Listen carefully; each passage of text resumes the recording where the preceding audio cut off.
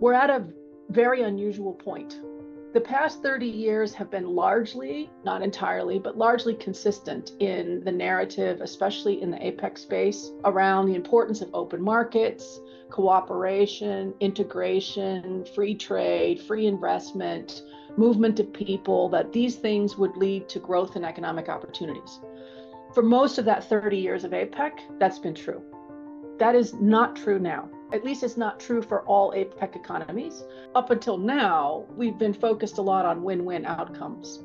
So part of why we are in this very uncertain and unsettled period is because there is less confidence that you can create a win-win. In fact, there is increasing worry that you can only create a win-lose. That has created real problems, and it is stymieing the efforts of organizations like APEC that are trying to bring together a diverse group of economies to think about where we go from here and how, especially, an organization founded on integration and cooperation can exist when you have a sort of win-lose narrative building. If we take Asia Pacific as a region and not as an institution, I think there we have a very different set of circumstances, because now it's much more about what firms are doing rather than what governments are doing. And the business operations in this region have been very favorable for Chinese companies for quite some time. They're very competitive. You can see that in the changing across the 30 years that we've had this organization, changing patterns of trade,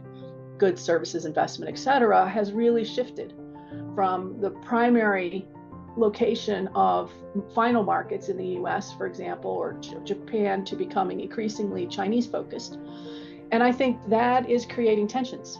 I think there's a lot of pockets of opportunity across the firms in the APEC region, but it's not going to be as easy as it was for a whole variety of reasons, not just the geopolitical context at the top, but also because many economies in this region are increasingly worried about their own competitiveness and are putting in place a variety of rules and regulations that are not aimed at a win-win integration outcome, but much more about domestic protection.